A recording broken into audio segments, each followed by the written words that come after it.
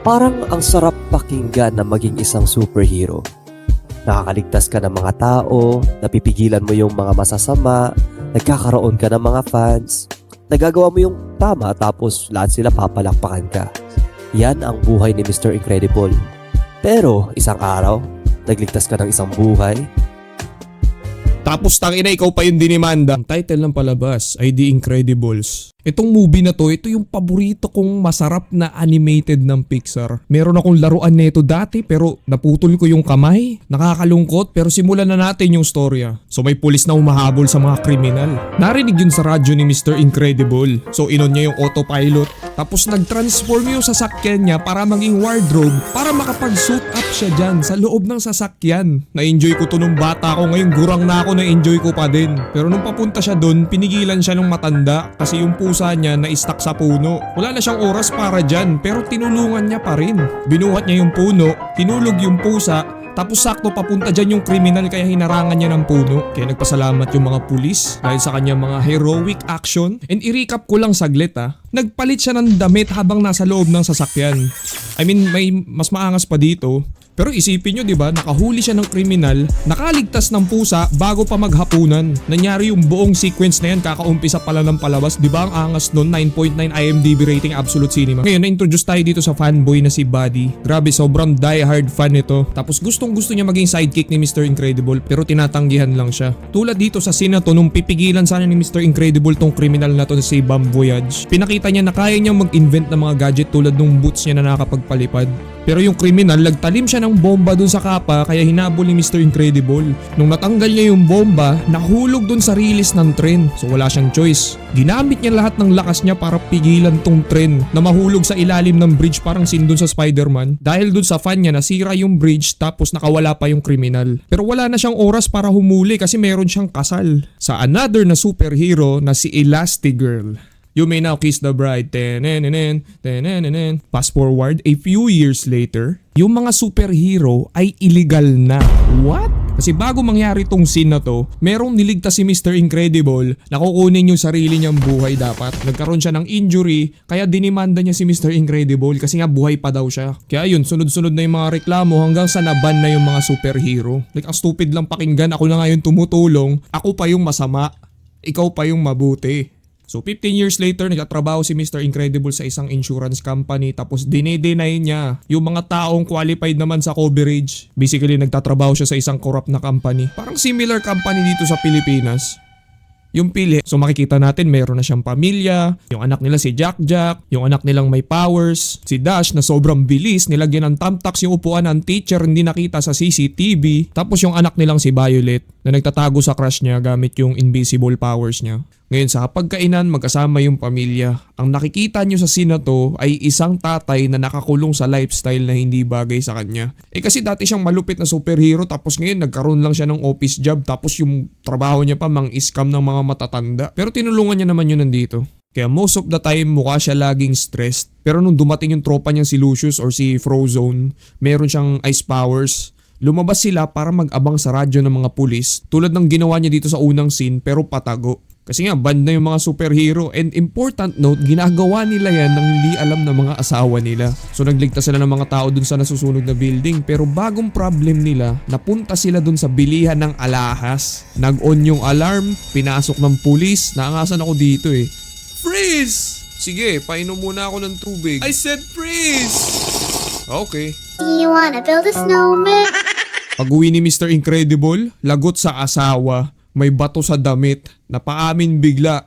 Nag-away parehas kasi bawal lang nga yung mga superhero. Pag nalaman na yung identity nila, mapipilitan na naman silang lumipat. Kaya sila nag-away dito. Ngayon, nagalit yung boss ni Mr. Incredible kasi ginagawa niya yung trabaho niya. Ayaw nung boss kasi corrupt sila Tapos may nakita silang lalaki na hino-hold up. Tutulungan dapat ni Mr. Incredible pero pinagtangkaan siyang tanggalin sa trabaho ng boss niya. Kaya yung hold-upper nakaalis. Sa inis ni Mr. Incredible, sinakal niya yung boss niya tapos sinagis dun sa mga dingding.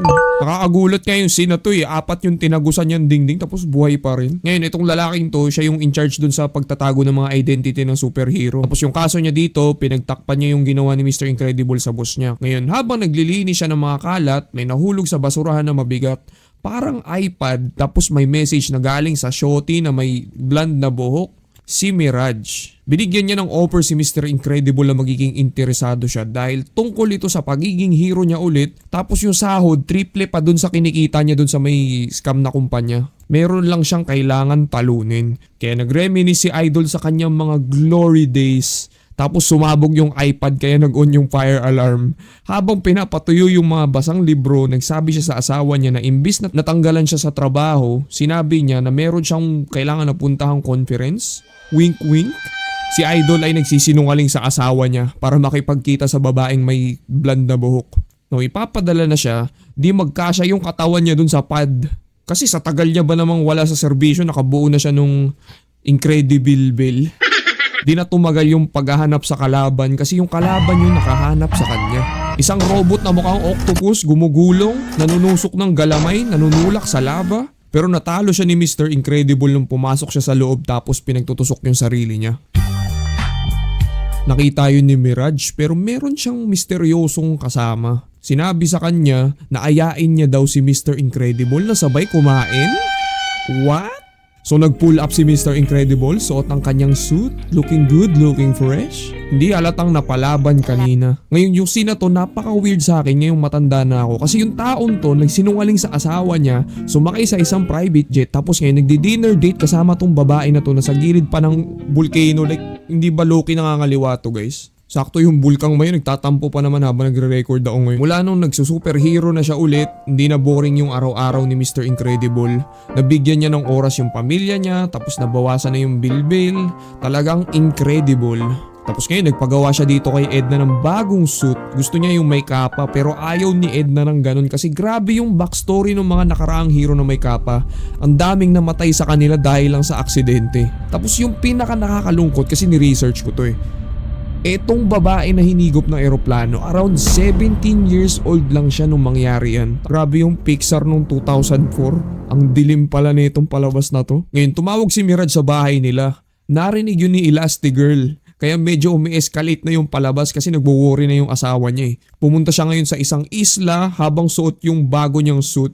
Dinala siya dun sa may secret na base na parang si Elon Musk yung may-ari. Pinapunta siya sa meeting pero yung sumalubong sa kanya yung Omnidroid na kalaban kanina pero mas malaki. Tapos dito na tayo na-introduce sa main villain ng palabas na si Syndrome. Na na-recognize ni Mr. Incredible, siya pala yung number 1 fanboy na si Buddy. After niyang ma-reject nung ilang taon na lumipas, si bro nagsimula pala ng villain arc. Nag-imbento siya ng mga gadget tapos binenta niya sa mga army. Kumbaga para siyang si Iron Man sa palabas na to pero masama. Like sayang yung potential niya pero wala eh, nireject siya dati. Naipon yung galit niya, kaya ngayon gusto niyang bumawi pero nakatakas si Mr. Incredible dun sa may waterfall. Kaya nakita niya yung bangkay ng tropa niyang hero na si Geyser Beam. Tapos may sinulat pala siya sa dingding na Kronos. Password pala yun ng malaking computer dito tapos nalaman niya na yung mga tropa niya palang mga superhero dati. Pinagpapatay ni Syndrome gamit yung iba't ibang version ng Omnidroid. Kaya pala sa unang part ng palabas, nakita niya sa dyaryo na nawawala sila. Like, ang lungkot din ng scene na to. Kasi halos lahat na nandito, yung mga close friend niya na sumama sa kasal nila dati ni Elastigirl. Tapos nalaman niya pa yung balak ni Syndrome na papuntahin yung malaking Omnidroid dun sa syudad in less than 10 hours. Pero biglang tumunog yung damit niya tapos hinuli siya ng mga lumulubong sago. Pero punta muna tayo kay Elastigirl kasi nag-overthink na siya na baka may kabit tong si Mr. Incredible. May nakita siyang buhok ng babae sa damit, nalaman niya na wala na siya dun sa insurance company, tapos binuksan niya pala yung location ng damit ni Mr. Incredible kaya tumunog kanina.